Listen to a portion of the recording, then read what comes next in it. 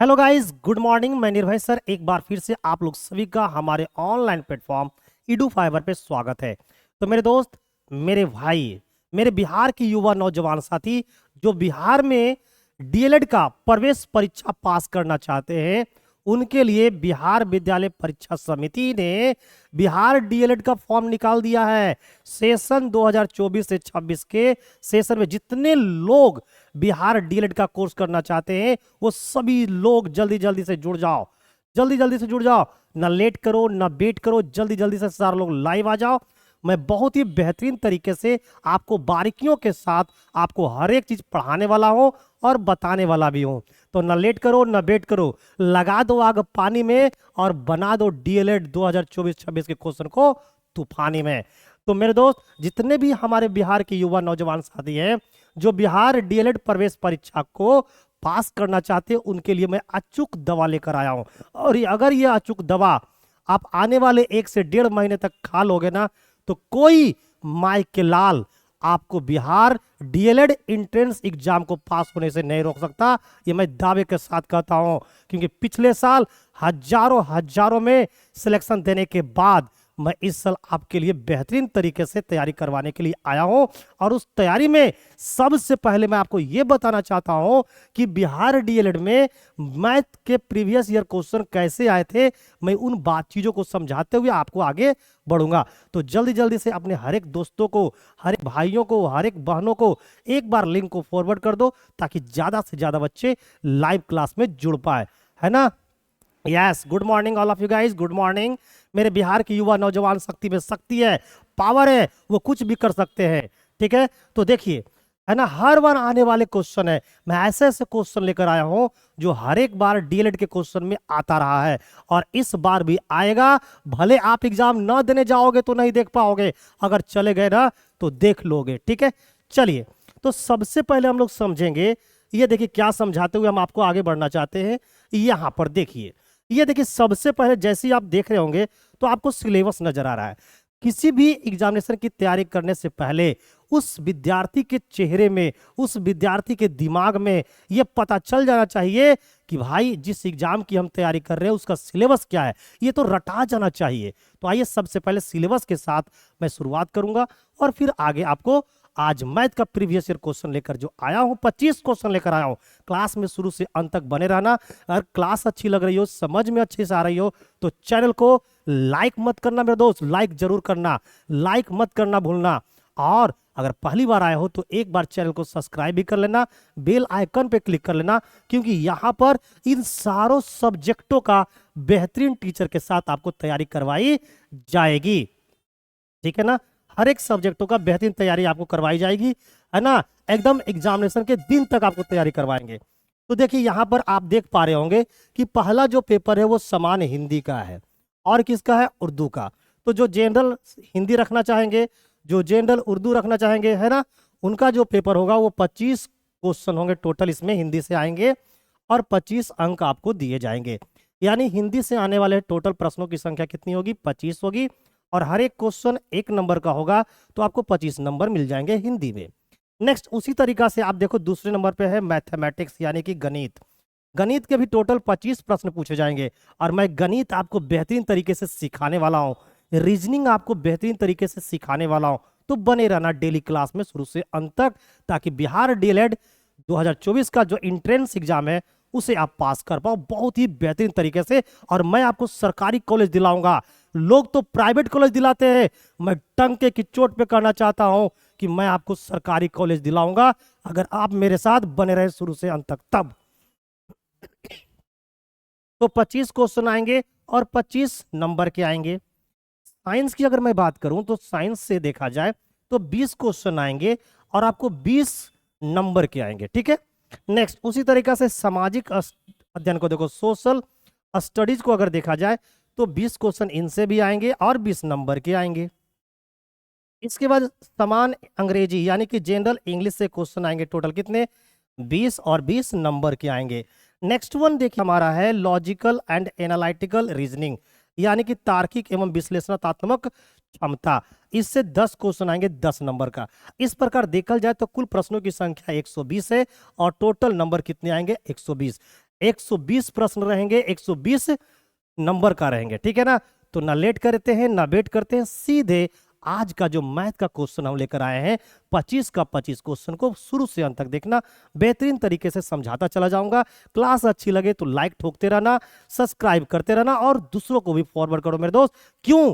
क्योंकि अगर आप फॉरवर्ड करोगे ना तो मेरे अंदर एनर्जी आएगी और मैं वो एनर्जी के साथ मैं आपको जब तक एंट्रेंस एग्जाम नहीं लेगा डीएलएड का तब तक पढ़ाई करवाता रहूंगा। इसके बाद बीएड का फॉर्म आने वाला है, इसी महीने फरवरी के अंत तक आ जाएगा और बीएड का भी तैयारी आपको बेहतरीन तरीके से करवाऊंगा। क्योंकि आपको पता है ना बिहार सरकार एकदम इस बार युवा पीढ़ियों पर छाए हुए है और पक्का आपको हर एक साल टीचर की वैकेंसी निकालते रहेगी। तो बिहार बीएड हो गया, डीएलएड हो गया, सब की तैयारी आपको बहुत ही ईमानदारी के साथ में करवाने वाला हूं। मेरे बिहार की युवा नौजवान साथियों के लिए एक बार सैल्यूट है, ठीक है। अब चलता लेता हूं पहला क्वेश्चन। लगाऊंगा आग पानी में और बनाऊंगा इस तरह के मैथ को तूफानी में, चाहे बीएड हो चाहे हो डीएलएड। अब आइए देखिए इस क्वेश्चन को। दो संख्याओं का योग कितना है? 36। ये देखिए नंबरिंग गलत है, ये क्वेश्चन नंबर 1 है। दो संख्याओं का योग कितना दे रखा है? 36। उनका जो मसा है यानी कि HCF और एलसीएम वो दे रखा है 3 और कितना दे रखा है? 105। एलसीएम दे रखा है, HCF दे रखा है 3 और एलसीएम दे रखा है 105। तो उनके वैध क्रमों का योग ज्ञात करना है। वो जो संख्या है उसके वैध क्रमों का योग ज्ञात करना है। और ये जो चैप्टर है ना वो है एलसीएम एंड HCF, और एलसीएम एंड HCF से आपके बिहार डीएलएड में क्वेश्चन पूछा हुआ है। तो मैं हर एक सब्जेक्ट हर एक चैप्टर का भी आपको नाम लिखवाता चला जाऊंगा। तो देखिए इस क्वेश्चन को बनाना कैसे है। मान लेते हैं वो दो संख्या ये है, एक संख्या x है और दूसरी संख्या y है, और इन दोनों संख्याओं का जो योग है वो कितनी है? 36 है। Okay my dear. अब इन दोनों संख्याओं का अगर मैं एलसीएम की बात करूं तो इन दोनों संख्याओं का एलसीएम भी दे रखा है मुझे, और इन दोनों संख्याओं का मुझे HCF भी दे रखा है। HCF दे रखे हैं 3 और एलसीएम दे रखे हैं आपका 105। तो हमसे पूछा क्या गया है? उनके वैध क्रमों का योग यानी संख्या के वैध क्रम का योग निकालना है। सबसे पहली बात ये बताइए कि संख्या क्या माने हैं? x, तो x का वैध क्रम क्या होगा? 1yx। संख्या माने हैं y, y का वैध क्रम क्या होगा? 1yy। और उसका क्या निकालना है? उसका निकालना है हमें योग। तो योग का मतलब क्या होता है? प्लस करना। तो इनको हम लोग क्या कर देंगे? प्लस। अब हम लोग को बचपन में भिन्न का जोड़ सिखाया होगा, है ना, एडिशन ऑफ फ्रैक्शन। तो इसको एडिशन कर दो। तो बताइए तो x और y का एलसीएम लीजिएगा तो ये हो जाएगा xy, है ना, ये हो जाएंगे y और ये हो जाएंगे x। क्लियर है? इस चीज को हम लोग ऐसे भी लिख सकते हैं x प्लस में y, और यहां लिख सकते हैं x इंटू y। अब जैसे ही आप देखे होंगे x प्लस y, तो ये क्या है? संख्याओं का योग है, और ये क्या है? संख्याओं का गुणनफल। तो संख्याओं का योग तो पता है, अगर हम संख्याओं का गुणनफल पता कर ले तो फिर इस क्वेश्चन का जवाब देना हमारे लिए इजी हो जाएगा। हो जाएगा कि नहीं? एक बार कमेंट करके बताओ, जितने भी बिहार के युवा नौजवान साथी जो बिहार डीएलएड की तैयारी कर रहे हैं, बोलो इजी हो जाएगा कि नहीं। तो हम लोग को पता है कि संख्याओं का जो गुणनफल होता है, संख्या एक x है और दूसरा क्या है? y। इनका जो गुणनफल होता है ना वो होता है एलसीएम इंटू होता है HCF। एलसीएम दे रखा है 105 और HCF दे रखा है 3। तो भाई दोनों संख्याओं का जो गुणनफल आ गया 105 इंटू क्या आ गया? 3। अब हम लोग क्या करेंगे? पुट कर लेंगे और आंसर निकाल लेंगे। तो बताइए संख्याओं का योग कितना दे रखा है? 36। यहां पर 36 रख दीजिए। संख्याओं का गुणनफल हो गया 105 गुना 3, तो यहां हो जाएगा 105 और गुने में कितना? 3। अब काटना जानते हो तो काट दो, आपका आंसर क्या है? तैयार है। देखिए काटते हैं, ठीक है, काटू मैं? चलो काट देते हैं। 3 से काटेंगे तो ये 12 बार में खत्म, ठीक है ना। 3 से काटेंगे ये 4 बार में खत्म, 3 से काटेंगे ये 35 बार में खत्म। तो भाई ऊपर में 4 है और नीचे में 35 है। तो फाइनल जो आंसर होंगे ना मेरे नौजवान बिहार के साथियों जो बिहार डीएलएड की तैयारी कर रहे हैं, उनका राइट आंसर होगा 4/35। और 4/35 हमारा क्या है? ऑप्शन नंबर सी में। अगर बेहतरीन तरीके से मैं आपको समझा पा रहा हूं और अगर आप इस क्वेश्चन को बहुत ही बेहतरीन तरीके से समझ पाए तो एक बार लाइक ठोक दीजिए, ताकि मुझे लगेगा मेरा पढ़ाना सार्थक है। चलिए एक बार जल्दी से स्क्रीनशॉट ले लो ताकि आपको बेहतरीन तरीके से बाद में भी समझ में आ जाए, है ना। और बोलोगे सर ये जो हम लोग पढ़ रहे हैं इसका पीडीएफ कहाँ मिलेगी, सबसे बड़ी बात तो ये है। तो इस क्वेश्चन का आंसर लगा हुआ पीडीएफ, जैसे आंसर इसका कितना है 4/35, इसका आंसर लगा हुआ पीडीएफ आपको क्लास समाप्त होने के तुरंत बाद आपको करना क्या है, आप अपने टेलीग्राम को खोलिएगा और टेलीग्राम पे सर्च कीजिएगा Edu Fiver Online Hub. Edu Fiver Online Hub search कीजिएगा, एक लिंक आएगा उसको क्लिक कीजिएगा, ज्वाइन हो जाइएगा और देखिएगा पीडीएफ पड़ा हुआ रहेगा फाइल में। तो पीडीएफ भी मिलेगी हर एक, चाहे वो सोशल स्टडीज हो, चाहे साइंस हो, चाहे आपकी रीजनिंग हो, चाहे मैथमेटिक्स हो, चाहे वो हिंदी हो, चाहे आपका रीजनिंग हो, सभी चीज का पीडीएफ आपको मिलेंगे यहीं पर। तो आपको जल्दी जल्दी से यहां पर क्या करना है, जुड़ जाना है। चलिए क्वेश्चन नंबर लेना है हमें 2। क्या लेना है, क्वेश्चन नंबर 2, ठीक है ना। ये देखिए क्वेश्चन नंबर 2 क्या कह रहा है, आइए जरा सा सीखते हैं और समझते हैं। कहता है कि चावल की कीमत 60% बढ़ गई। देखिए चावल की कीमत क्या हुआ, बढ़ गई। ओके, चावल को पुनः मूल कीमत पर लाने के लिए नई कीमत को कितना कम करना चाहिए, है ना, कितना कम करना चाहिए। लेकिन आंसर किस में देना है, परसेंटेज में, यानी कि कितना प्रतिशत कम करना चाहिए। तो पहले ये बताइए, आप लोग क्या जानते होंगे 60%, 60% को मतलब हम लोग कैसे लिख सकते हैं, तो 60% को हम लोग लिख सकते हैं 60 और बट्टे में कितना 100, है ना। जो पहली बार भी मैथ पढ़ रहे हैं ना, अगर हमारे साथ जुड़ जाएंगे तो उनको भी मैं सिखा दूंगा। तो 60% का मतलब 60/100, काटेंगे अगर 20 से तो ये 3 बार में कटता हूँ, 5 से 20 से काटेंगे तो ये 5 मतलब खत्म। तो 60% का मतलब हो गया 3/5। और ये 60% क्या हुआ था, बढ़ा था। तो जो बढ़ेगा घटेगा इसकी वैल्यू हमेशा कहाँ होती है, ऊपर में। तो भाई ये बढ़ता है या घटता है, बताओ। 60% बढ़ रही है ना। अच्छा कोई भी चीज बढ़ती है या घटती है तो बढ़ने और घटने से पहले भी तो कुछ ना कुछ वैल्यू होगा, तभी तो वो बढ़ेगा, तभी तो वो घटेगा। तो भाई वो वैल्यू क्या होगी, तो मैंने मान लिया वो वैल्यू कितनी थी 5, हमारी वैल्यू थी 5, और अगर 60% बढ़ेगा तो कितनी बढ़ेगी, 3 बढ़ेगी, ठीक है ना। तो हमारी जो पहले का कीमत थी वो 5, लेकिन आज का कीमत कितना हो गया है 8। तो ये हमारा मूल कीमत है, जो पहले की कीमत है वो मूल वाला है, और ये वाला हमारा आज का कीमत है। तो बताओ आज का कीमत कितना है 8 और मूल कीमत कितनी है 5। तो बोलता है मूल कीमत पर लाने के लिए नई कीमत को कितना कम करना होगा। देखिए नई कीमत है 8, लेकिन हमको लाना है मूल कीमत, तो 8 में क्या करना पड़ेगा, घटाना पड़ेगा। कितना घटाना पड़ेगा, 3 घटाना पड़ेगा। और ये घटा कहाँ से रहे हैं, 8 से, तो 3/8 घटाना पड़ेगा। जवाब देना है प्रतिशत में तो 100 से गुना करना पड़ेगा। तो ये जवाब आपको प्रतिशत में निकल कर आ जाएगी। अगर काटना जानते हो तो काट दो। हम लोग 4 से काटेंगे 2 बार में, 4 से काटेंगे 25 बार में, तो 25 गुना 3 कितना हो जाएगा 75, और बट्टे में कितना है 2, है ना 75%। इसी चीज को हम लोग इस प्रकार भी लिख सकते हैं, 75 को 2 से डिवाइड करोगे तो 37 दूना 75, है ना, और बचा कितना 1, और डिवाइड कर रहे थे 2 से, और ये रहा परसेंट। तो मेरे दोस्त 37.1/2% की कमी करनी पड़ेगी नई कीमत में, तब जाकर आप मूल कीमत पर आ पाओगे।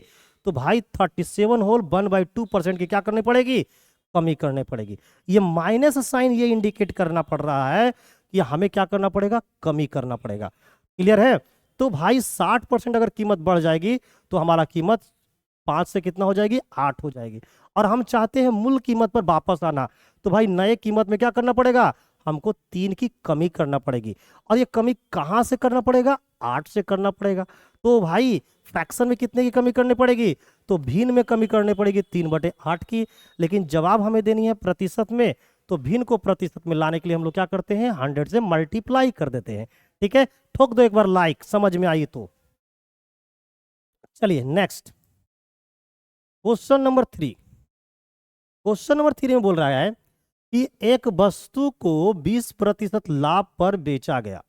बहुत खुशी की बात है कि 20% लाभ पर आप क्या करते हो, बेच देते हो। यदि वस्तु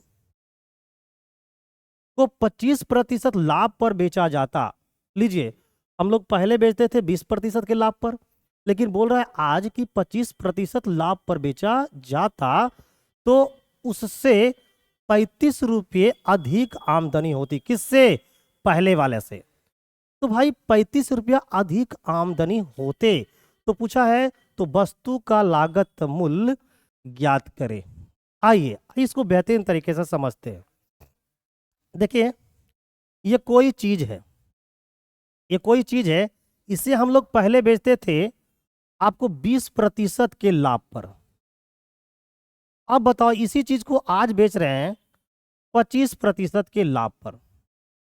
तो आप बताओ पहले बेचते थे 20% के लाभ पर, आज बेच रहे हैं 25% के लाभ पे। तो प्रतिशत में आज कितना आमदनी ज्यादा हो रहा है? पहले से देखा जाए तो आज 5% अधिक आमदनी हो रही है। प्रतिशत में देखा जाए तो पहले से 5% आज अधिक आमदनी हो रहा है, यानी कि फायदा हो रहा है।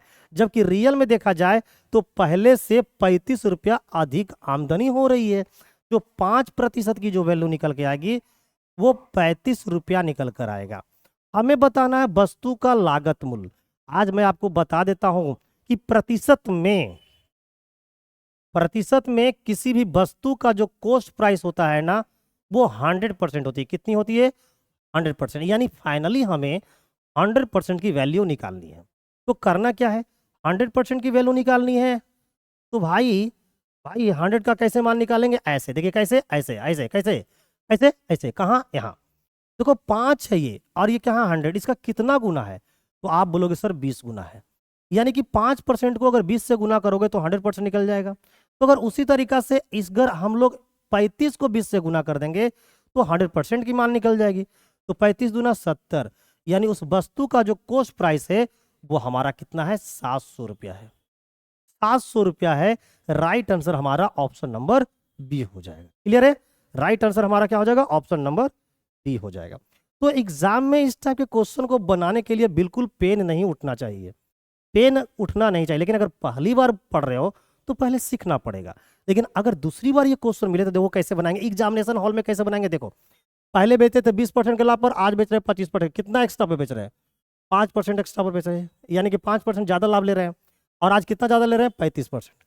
तो बस कुछ नहीं करना है, 5 का वैल्यू 35, 1 का वैल्यू कितना हो जाएगा? 7। 1% का वैल्यू हो जाएगा 7। हमारे गुरु जी सिखाए थे कि सीपी जो होता है वो 100% होता है, तो इसको 100 बनाने के लिए 2 जीरो डालना है। इधर डालोगे तो इधर भी डालना पड़ेगा। हो गया आंसर। बस इतना ही तो काम करना है एग्जामिनेशन हॉल के अंदर। लेकिन मैं आपको सिखा रहा हूं, समझा रहा हूं, तो बारीकियों से सिखाना पड़ेगा, बारीकियों से समझाना पड़ेंगे, ताकि हमारे बिहार में जितने भी युवा नौजवान साथी है जिसकी एक सपना है कि मैं एक टीचर बनूं और वो भी अपने राज्य में, तो उनके लिए बहुत ही बारीकियों से मुझे पढ़ाना पड़ेगा। इसलिए मैं इतने इज्जत के साथ, मैं इतने प्यार के साथ, इतने इज्जत के साथ आपको सिखा रहा हूं और समझा पा रहा हूं। नेक्स्ट क्वेश्चन नंबर 4, जो करेगा आपको हल्का सा लाचार। कहां? यहां। कैसे? ऐसे। कब? अब वेट करो, देखो कैसे करेगा। यहां देखो, सेक थीटा है ना, और प्लस में क्या? Tan theta. इसका मान कितना दे रखा है? 3। हमसे पूछा है कि सेक थीटा का मान क्या होगा। कुछ भी नहीं करना। देखिए ये हमारा सेक थीटा है और प्लस में क्या है? Tan theta. इसकी मान दे रखी है 3। हमें बता रहा है सेक थीटा का मान क्या होगा। तो अब एक कॉन्सेप्ट मैं आपको सिखाऊंगा, ध्यान देना। Sec theta plus tan theta का मान 3 दिया हुआ है। अगर हम लोग सेक थीटा और माइनस अगर टेन थीटा का मान निकालेंगे तो ये जानते हो इसकी वैल्यू क्या होगी? इसकी वैल्यू जस्ट इन 3 का, इस 3 का उल्टा हो जाएगी। तो इस 3 का उल्टा क्या होगी? तो हो जाएगी 1/3। बस अगर मान लिया जाए आपके क्वेश्चन में sec theta minus tan theta का वैल्यू दे दिया है, तो अगर आप सेक थीटा और प्लस टेन थीटा का मान निकालोगे ना तो इसका उल्टा कर दो। 1/3 का उल्टा क्या हो जाएगा? 3। तो अगर sec theta plus tan theta का मान दिया रहे और अगर सेक थीटा और माइनस टेन थीटा का मान निकालोगे तो उसका जस्ट उल्टा कर देना। ठीक है, आइए अब क्या करना है, इन दोनों को जोड़ देना है। तो इन दोनों को जोड़ोगे तो आप एक चीज देखोगे कि प्लस का टेन थीटा और माइनस का टेन थीटा खत्म, सेक थीटा और सेक थीटा ये हो जाएंगे 2 सेक थीटा। इसकल टू इधर जोड़ोगे तो ऊपर से 3 और नीचे से है 1/3, इन दोनों को जोड़ोगे तो मेरे दोस्त 3 3 9 और 1 10, इसको जोड़ोगे तो आएगा 10/3 और इधर है 2 सेक थीटा। तो इस 2 से काटोगे तो ये 5 टाइम्स में खत्म, तो इधर बच गए सेक थीटा। तो सेक थीटा का जो मान निकल कर आया, ऊपर में 5 नीचे में 3, तो आंसर हो गया 5/3। तो फाइनली जो इस क्वेश्चन का आंसर होगा वो 5/3, option number A will be the right answer. अब देखिए मैं आपको थ्योरम सिखाता हूं। अब आपको थ्योरम सिखा देता हूं कि ये कैसे होता है। आइए देखिए, ध्यान देना सभी लोग ध्यान देना, एंट्रेंस पास करनी है ना। देखिए हम लोग को पता है कि सेक स्क्वायर थीटा माइनस का tan स्क्वायर थीटा का मान कितना होता है, 1 होता है। हम लोग सभी को पता है ना। आप बोलोगे यस सर पता है ना। क्लास 10 तो सभी लोग पढ़ के आए हैं, तभी तो आज डीएलएड एंट्रेंस की तैयारी कर रहे हैं आप। अब देखिए तो जरा सा, ये देखिए तो ए स्क्वायर दिख रहा है कि नहीं, और ये देखिए तो बी स्क्वायर दिख रहा है कि नहीं। तो ए स्क्वायर माइनस का बी स्क्वायर का क्या फॉर्मूला होता है, ए प्लस बी। तो हो जाएगा sec theta plus tan theta. Clear है। ये हो जाएगा सेक थीटा माइनस में tan थीटा इक्वल टू क्या हो जाएंगे 1। अब आप जरा सा देखो तो, अगर मुझे sec theta minus tan theta निकालना हो तो क्या करना पड़ेगा। तो इस 1 को क्या करना पड़ेगा, सेक थीटा और प्लस tan थीटा से क्या करना पड़ेगा, डिवाइड करेगा। तो देखिए सेक थीटा और माइनस tan थीटा का मान निकालने के लिए क्या करना पड़ रहा है, 1 को sec theta plus tan theta से डिवाइड करना पड़ रहा है। तो बताओ sec theta plus tan theta का मान कितना है, 3 है। तो अगर यहाँ 3 रख दोगे तो क्या, यहाँ पर 3 रख दोगे तो देखो तो ये निकल जाएगा कि नहीं, ये निकल जाएगा आपको सेक थीटा माइनस का tan थीटा इक्वल टू 1/3। देखो निकल कर आया कि नहीं। तो एग्जामिनेशन हॉल में इतना करोगे तो फिर डीएलएड और बीएड पास नहीं करोगे, फिर जिंदगी कट जाएगा। कहाँ पता है, पटना बोरिंग रोड के चौराहे पर। तो आप लोग को चौराहे पर नहीं रहना है, कहाँ रहना है, बीएड डीएलएड कॉलेज के अंदर बेहतरीन तरीके से सीना चौड़ा करके पढ़ाई करते रहना है। ठीक है ना, ठीक है ना, ठीक है। चलिए, तो ये था इसकी कॉन्सेप्ट। ठीक उसी प्रकार से अगर हम लोग ये निकाल लिए, हम तो sec theta plus tan theta भी निकाल सकते हैं। तो अगर sec theta plus tan theta निकालोगे तो क्या करना पड़ेगा, इस एक को डिवाइड करना पड़ेगा sec theta minus tan theta से। तो ये चीजें आपको माइंड में सेट कर लेनी है। ठीक है, मैं उम्मीद करता हूं कि जितने भी हमारे युवा नौजवान साथी हमसे अभी क्लास कर रहे हैं इस चीज को सीख चुके हैं, ऐसा हो चुका है, आप सीख चुके हो। ठीक है, क्वेश्चन नंबर लेंगे 5। ये क्वेश्चन नंबर 5 में क्या बोल रहा है कि यदि चक्रवृद्धि ब्याज पर लगाई गई कोई धनराशि 4 वर्षों में 4 गुना हो जाती है तो कितने वर्षों में वह 64 गुना हो जाएगी। देखिए 4 वर्षों में 4 गुना, तो हमें बताना है कितने वर्षों में 64 गुना। बहुत ही बेहतरीन क्वेश्चन में से एक है। आइए इस क्वेश्चन को कैसे बनाएंगे, ध्यान दीजिएगा। देखिए ऐसे क्वेश्चन को जवाब देने के लिए कुछ नहीं करना है, एक तरफ ईयर लिख देना है, ठीक है, और एक तरफ गुना गुनी यानी कि टाइम्स लिख देनी है। टाइम्स का मतलब होता है गुना गुनी, जितना गुना या गुनी हुई है, ठीक है ना, उसको एक साइड लिख देना है। अब देखिए ये हो गया हमारा वर्ष। बताइए कितना वर्ष लगा था, 4 वर्ष लगा था। कितना होने में, 4 गुना होने में। तो हमसे पूछा है कि मुझे 64 गुना करना है, टाइम क्या लगेगी, बस यही आपसे क्वेश्चन पूछा है। कुछ भी नहीं करना है, बस आप मेरी बातों को ध्यान से सुनते रहना। अब देखो तो इस 4 को हम लोग क्या लिख सकते हैं, 4 के पावर में 1। अब 64 को भी 4 के बेस में लिखना चाहो तो क्या लिखोगे, 64 को हम लोग क्या लिखेंगे, 4 के पावर में कितना, 3। अब बताओ यहां पर पावर कितना है, 1, तो 4 का पहाड़ा पढ़ेंगे 1 बार। यहां पर पावर कितना है, 3, तो इस 4 का पहाड़ा पढ़ेंगे कितने बार, 3 बार। तो 4 तिया 12 वर्ष, यानी 12 साल में ऐसा होगा कि पैसा जो हमारा पैसा है वो 64 गुना हो जाएगा।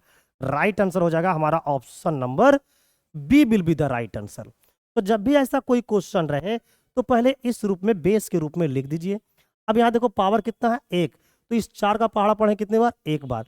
यहाँ पर पावर कितना है? 3, तो इस 4 का पहाड़ा पढ़ेंगे 3 बार, तो टाइम कितना होगा? 4×3=12, यानी कि 12 साल में ऐसा होगा कि वो पैसा क्या हो जाएंगे? 4 गुना। 4 गुना से कितने हो जाएंगे भाई? आपको 64 गुना। नेक्स्ट, ऐसा क्वेश्चन आपको सिंपल इंटरेस्ट में भी पूछे जाते हैं। क्वेश्चन नंबर 6 में क्या बोल रहा है, आइए देख लेते हैं जरा सा। कह रहा है कि रीना का 24% वेतन, रीना का 24% वेतन सुनीता के 38% वेतन के क्या है? बराबर है। लो, तो दो चीजें बोला कि रीना को हम लोग ले लेते हैं आर, और सुनीता को ले लेते हैं एस। तो रीना का कितना बोला? 24%। रीना का 24% वेतन और सुनीता का 38% वेतन जो है वो क्या है? बराबर है। बराबर मैंने कर दिया। अब इसको सोल्व कर देंगे तो रीना और सुनीता के वेतन का क्या निकल जाएगा? अनुपात। आइए अनुपात निकाल लेते हैं।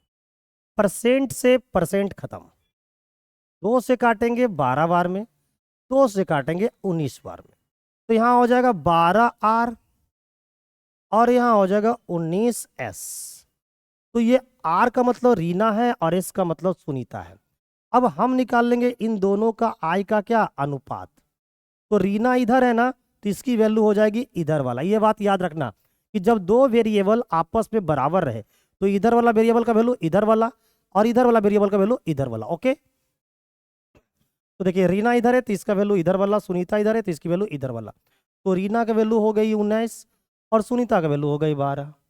ये रीना और सुनीता का आई का क्या निकल गया? अनुपात। अब जरा सा आगे बढ़ लेते हैं। कहता है रीना और सुनीता के वेतन का 2/3 है। जो बीना है, ये जो बीना है ना, वो रीना और सुनीता के कुल वेतन का कितना है? 2/3। बीना एक आ गया बीना। ये देखिए बीना जो है वो रीना और सुनीता का कुल वेतन, तो इन दोनों का कुल वेतन कितना होगा? 19 और 12 कितने हो जाएंगे? 19 और 10 29 और 2 31, तो 31 हो जाएंगे। ये हो गया टोटल इनकम रीना और सुनीता का। और इसके इनकम का कितना है? इसके इनकम का ये आपके कितना है? 2/3। 2/3 का मतलब होता है 2/3। तो भाई ये है, ये निकल कर आ गई। अब इस रेशियो को हटाना है ना, इससे इसकी 3 को हटाना है, तो 3 से सब में गुना कर दो। 3 से सब में, इसमें भी 3 से गुना कर दो, इसको भी 3 से गुना कर दो, इसको भी 3 से गुना कर दो। तो 19 तिया 57 इस टू 12 तिया 36 इस टू, इसको भी 3 से गुना करो तो 3 से 3 खत्म, तो 31 दूना 62। ये निकल कर आगे इनकम किसका? रीना, सुनीता और बीना का। अब बोलते हैं देखिए क्या लिखा हुआ है, यदि बीना का वेतन कितना है? 62,000। अब बताओ बीना ये है, बीना का वेतन यहाँ पर देखो तो इनकम कितना है? 62। 62 का वैल्यू कितना हो गया? 62,000। तो एक का वैल्यू निकालने के लिए क्या करोगे? 62 से डिवाइड, 62 से 62 खत्म, तो एक का वैल्यू कितना आ गया? 1000। तो हमें किसका निकालना है? सुनीता का वेतन ज्ञात करें। सुनीता का वेतन कितना है? 36। तो 36 का वैल्यू कितना हो जाएगा? एक का वैल्यू 1000, तो 36 का वैल्यू 36,000। तो राइट आंसर हो जाएंगे हमारा ऑप्शन नंबर ए। मैं बहुत ही बेहतरीन तरीके से आपको समझाने की कोशिश कर रहा हूं, ठीक है। अब मैं जल्दी से जरा सा एक बार पी लेता हूं पानी, तो फिर पढ़ाता हूं आपको तूफानी अंदाज में, ठीक है। आप लोग जल्दी से इसको एक बार छाप लीजिए।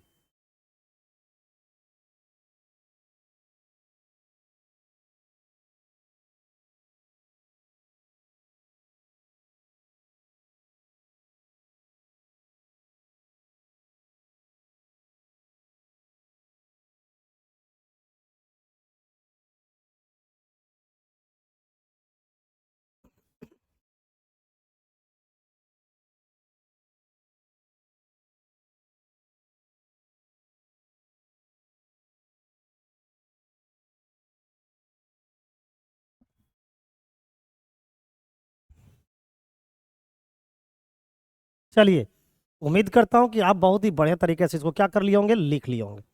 नेक्स्ट, अब हम लोग लेंगे अगला क्वेश्चन जो बनाएगा आपको पगला। ऐसे ऐसे मजाक कर रहा हूं, ठीक है। देखिए क्वेश्चन नंबर 7। शांत जल में एक व्यक्ति 3 किलोमीटर प्रति घंटे की चाल से तैर सकता है। जल कैसा है? शांत। अगर जल शांत है तो जो भी स्पीड होगा वो तो अपना ही स्पीड होगा। ठीक है, क्लियर है? तो उस व्यक्ति का स्पीड, शांत जल में उस व्यक्ति का स्पीड कितना है? व्यक्ति का स्पीड को x मान लेते हैं, तो x का मान आ गया 3 किलोमीटर प्रति घंटा। लिखा यदि धारा की चाल 2 किलोमीटर प्रति घंटा हो, धारा, धारा का मतलब पानी, तो पानी का स्पीड को हम लोग मान लेते हैं y। तो y का स्पीड कितना है? 2 किलोमीटर प्रति घंटा। बोलता है कि धारा के प्रतिकूल, धारा के प्रतिकूल, धारा के प्रतिकूल यानी कि जिधर धारा जा रही है ना उधर नहीं, उसके विपरीत दिशा में आपका स्पीड क्या होगा? तो आप पानी में कभी, बहता हुआ पानी में आप खड़ा होकर देखिएगा कि धारा के दिशा में जब जाइएगा ना तो धारा आपको बढ़ने नहीं देता, इसका मतलब धारा आपको घटाएगी। तो धारा का स्पीड कितना है? 2। तो धारा की विपरीत दिशा में जो है ना आपकी स्पीड कितनी हो जाएगी? x minus y. तो x का मान 3 और y का मान 2। तो धारा के विपरीत दिशा में आपकी स्पीड हो जाएगी 1 किलोमीटर प्रति घंटा। क्या हो जाएगा? 1 किलोमीटर प्रति घंटा। इसी को बोलते हैं अपस्ट्रीम। अपस्ट्रीम, तो अपस्ट्रीम में कितना होगा? स्पीड होगा 1 किलोमीटर प्रति घंटा। तो हमें पूछा है कि 10 किलोमीटर जाने में तथा वापस आने में उसे कितना समय लगेगा।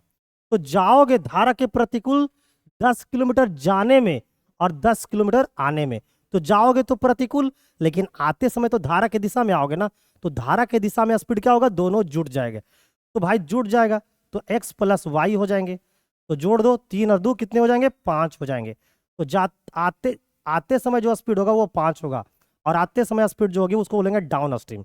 जाना कितना है? 10 किलोमीटर। तो 10 किलोमीटर जाओगे तो जाते समय जाओगे 1 के स्पीड से और आते समय आओगे 5 के स्पीड से। तो जाने का टाइम और आने का टाइम को जोड़ दो, तो जाते समय लगेगा 10 घंटा और आते समय लगेगा 2 घंटा। तो कुल जो समय लगेगा वो 12 घंटा। 12 घंटा का समय लगेगा। Option number C will be the right answer. Option number C will be the right answer of my dear students. एक बार जितने लोग पहली बार हमारे चैनल पे विजिट किए हैं, जितना भी हमारे बिहार के युवा नौजवान साथी हैं जो बिहार डीएलएड प्रवेश परीक्षा 2024 की तैयारी कर रहे हैं, चैनल पे पहली बार जुड़े हैं, तो एक बार जल्दी जल्दी से सभी लोग चैनल को सब्सक्राइब कर लो। क्लास अच्छी लग रही है तो बेल आइकन पे क्लिक कर लो, चैनल को लाइक कर दो, ताकि मेरे अंदर ऐसी पॉजिटिविटी आए कि मैं आपको डीएलएड बीएड सभी का बेहतरीन क्वेश्चन करवा दूं, ताकि आपको कोई परेशानी ना हो। मेरे अंदर एनर्जी दो, भर दो। नेक्स्ट क्वेश्चन नंबर 8 जो पढ़ाएगा आपको पार्ट ए और बी की उम्र का अनुपात 4 वर्ष पहले 4:5 था। 4 वर्ष पहले का अनुपात दिया है 4:5। ये देखिए ए है और ये देखिए बी है। 4 वर्ष पहले, पहले बोलेगा तो माइनस कितना पहले? तो 4 साल पहले अनुपात दिया हुआ है 4:5 था ए और बी का अनुपात। क्लियर है? नेक्स्ट बोलता है कि अब से 8 वर्ष बाद, बाद बोला तो क्या लगाना है? प्लस। भाई प्लस कितना बोला है? 8 वर्ष बाद। 8 वर्ष बाद क्या होता है? जो अनुपात है ना वो 11:13 हो जाता है। एक का अनुपात 11 और बी का अनुपात कितना हो जाता है? 13 हो जाता है। तो अब बताओ, ये जो 4 वर्ष पहले का अनुपात है वो तो ये रहा 4:5, और 8 वर्ष बाद का अनुपात है ये। तो इन दोनों अनुपात में देखा जाए तो समय का कितना अंतर है? इन दोनों अनुपात में देखा जाए तो समय का कितना अंतर है? भाई ये 4 वर्ष पहले का, ये 8 वर्ष बाद का। तो अंतर निकालने के लिए +8 में से घटा देंगे माइनस का, तो अंतर निकल जाएगा। तो अंतर आएंगे 12 साल का। तो इन दोनों अनुपात में अंतर कितने हैं? 12 साल का। अब कुछ भी नहीं करना, बस क्रॉस मेथड लगाना और आंसर को निकाल देना। 4 को 13 से गुना करो तो 13 चौका 52, ठीक है ना। और 5 को 11 से गुना करो तो 11 5 55, तो ये 55 आ गया और ये 52। इन दोनों का अंतर निकाल लो, ठीक है ना। ठीक उसी प्रकार से 11 गुना 12, 11 गुना 12 कितना हो जाएगा? तो 12 दा है 120 और प्लस 132, और 12 गुना 13 कितना हो जाएगा? 156, बार बार 44 से और 12 तो 132, और इधर हो गया 156। तो 12 गुना 13 किए तो 156, और 12 गुना 11 किए तो 132। इसका अंतर, इसका घटा के अंतर निकाल लो, और ये दोनों आपस में क्या होंगे, बराबर होंगे। तो मेरे दोस्त ये कितना हो गया, 55 में से 12 गया 3, तो 3 का जो वैल्यू होगा वो इसको घटाओ, कितना हो जाएगा, 6 में से 2 गया 4, 6 में से 2 गया 4, ये बच गया 5, 5 में से 3 गया 2, यानी कि 3 का वैल्यू हो गया कितना, 24। तो एक का मान कितना होगा, एक का मान होगा 8 साल, 8 साल हो गया एक का मान। तो हमसे पूछा क्या है कि उनकी वर्तमान उम्र का योग ज्ञात करें। उनकी वर्तमान उम्र का हमें क्या निकालना है, योग निकालना है। तुम वर्तमान उम्र का योग मत निकालो, तुम निकालो 4 वर्ष पहले का उम्र का योग। ये 4 था, ये 5 था, तो 4 वर्ष पहले उनका उम्र का योग कितना था, 9। तो 9 का वैल्यू कितना होगा, 9 गुना 8, यानी 4 वर्ष पहले उन दोनों को जोड़ते थे तो 72 साल का था। लेकिन आज जोड़ेंगे तो आज जोड़ेंगे तो ये भी 4 साल बढ़ जाएगा, ये भी 4 साल बढ़ जाएगा, तो इसमें 8 साल जोड़ दो, 8 साल जोड़ दोगे तो 80, यानी प्रेजेंट में उन दोनों के उम्रों का जो योग है वो 80 साल है। क्या है, 80 साल। Option number A will be the right answer. Option number A will be the right answer. तो जब कभी भी, अब बोलोगे ये कैसे लगाएं सर, इसको बोलते हैं क्रॉस मेथड।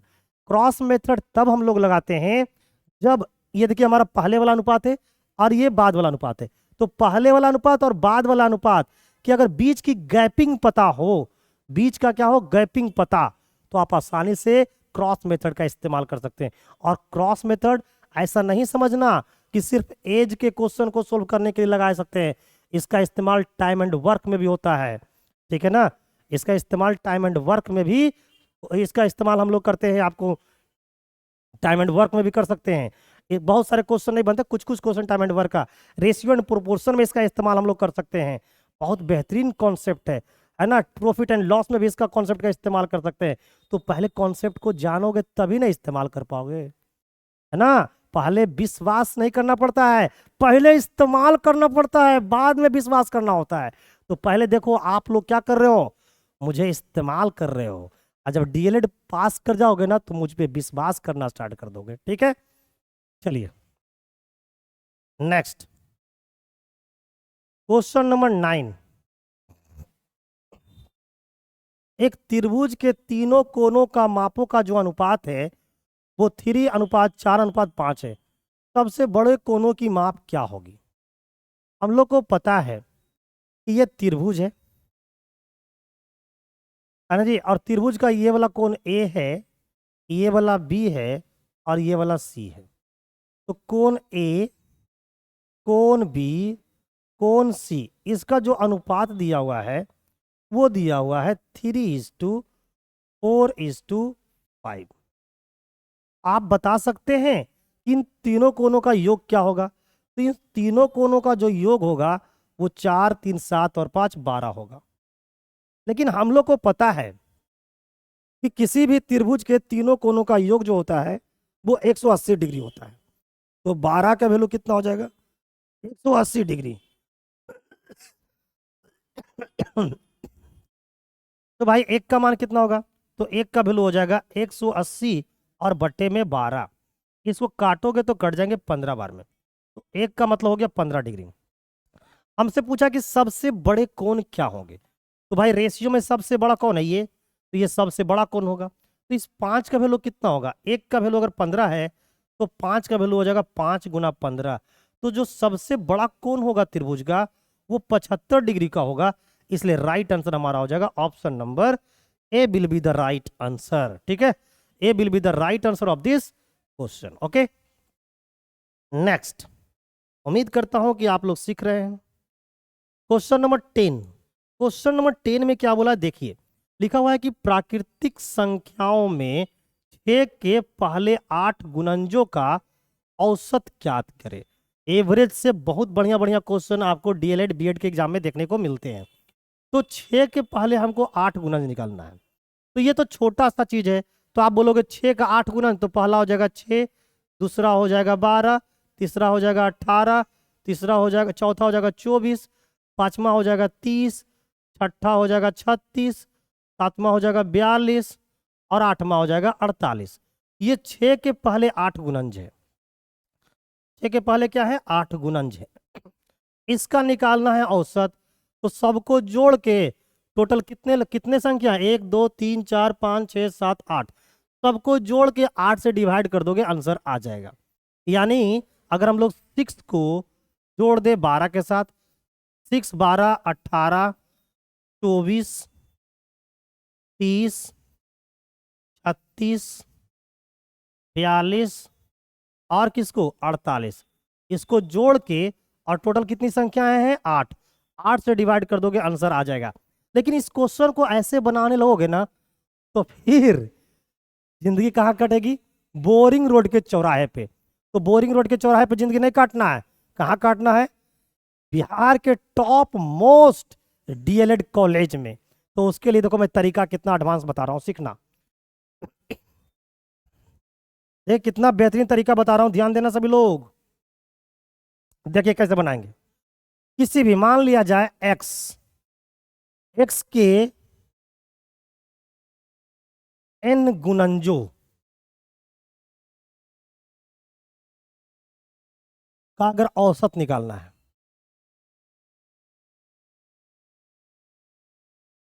औसत निकालना तो करना क्या होता है, बराबर होता है x into n, x into n plus 1 और बट्टे में क्या होता है 2। तो बताओ x कितना है, x का मान 6 है और गुणज कितने हैं 8, तो 8 प्लस 1 यानी कितने हो जाएंगे 9 और बट्टे में कितने होंगे 2, 2 से काटे कितने बार में 3 बार में, 9 तिया 27, इसका आंसर कितने हो जाएंगे 27। Option number C. सोचो कितना इजी था। और 6 12 18 24 30 36 42 48 इस तरह से जोड़ते जाते, फिर बाद में 8 से डिवाइड करते, तो फिर आंसर ये होता। तो सोचो कटेगा कि नहीं जिंदगी बोरिंग रोड के चौराहा पर, कमेंट करके बताओ।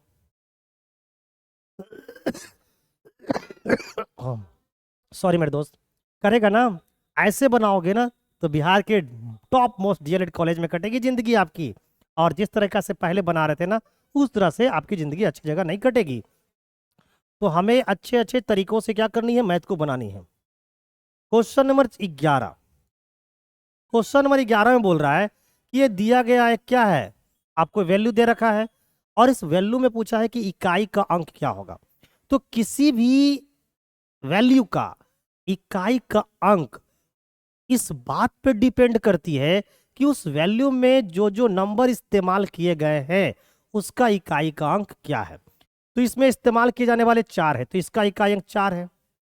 दूसरा का इकाई अंक कितना है 8 है, तीसरा का इकाई अंक 4 है, चौथा का इकाई अंक 6 है बस। और बीच में जो सिंबल है वो क्या है, मल्टीपल का। तो सभी का इकाई अंक पर इस पूरे वैल्यू का इकाई अंक क्या करती है, डिपेंड करती है। तो करना क्या है, देखिए 8 के 32 तो इकाई अंक कितना 2, ठीक है ना, 2 से इसको 4 से गुना करो, 4 दूना 8, इकाई अंक कितना 8, 8 छके 48, इकाई अंक कितना 8।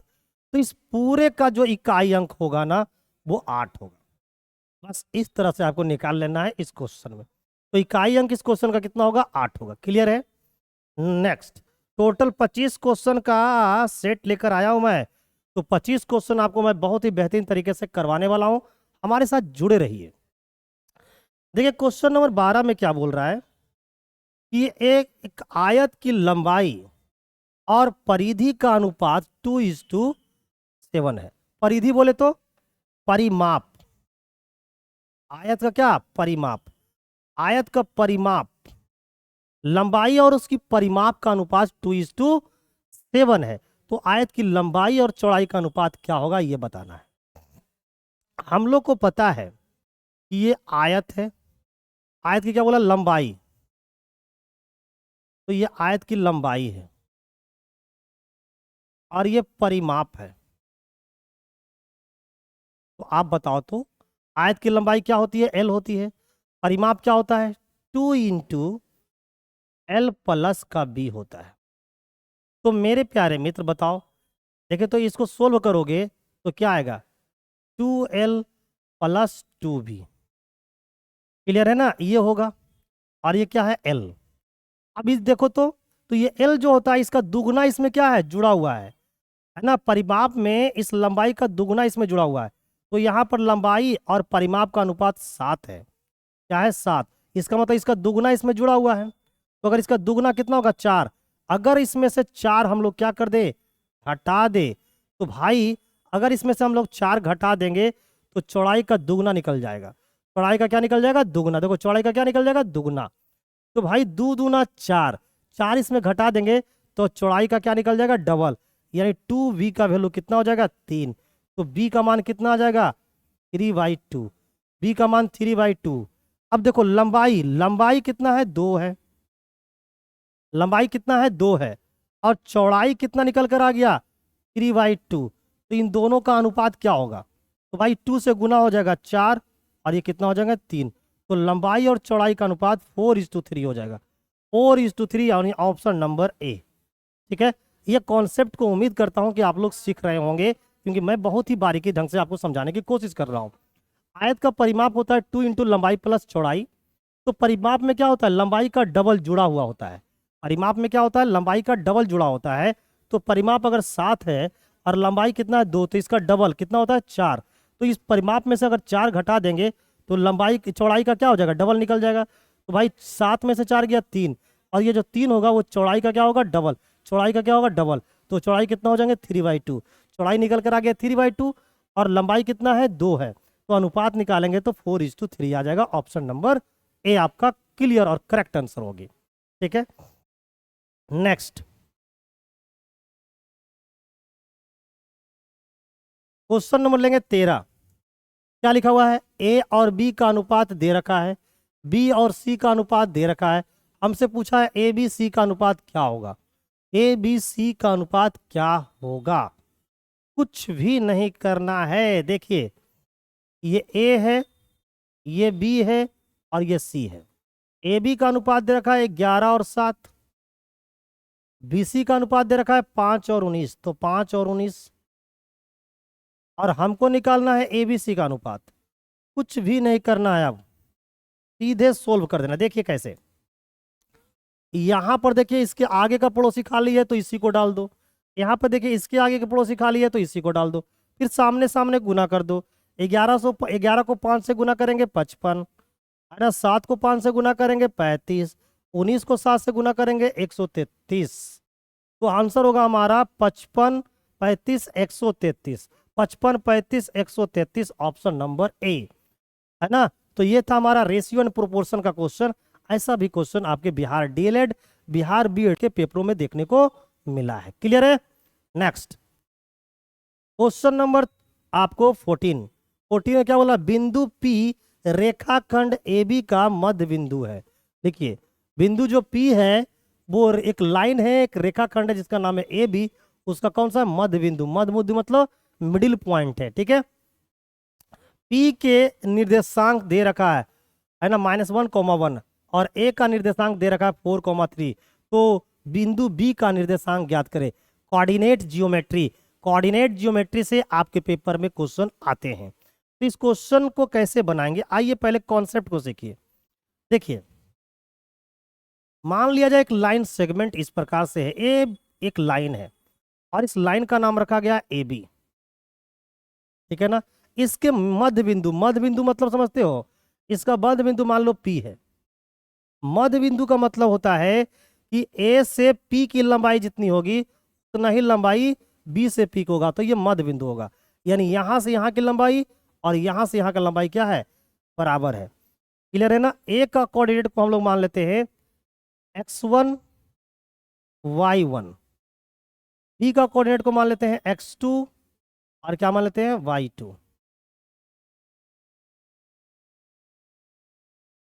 x2, y2। ठीक है ना।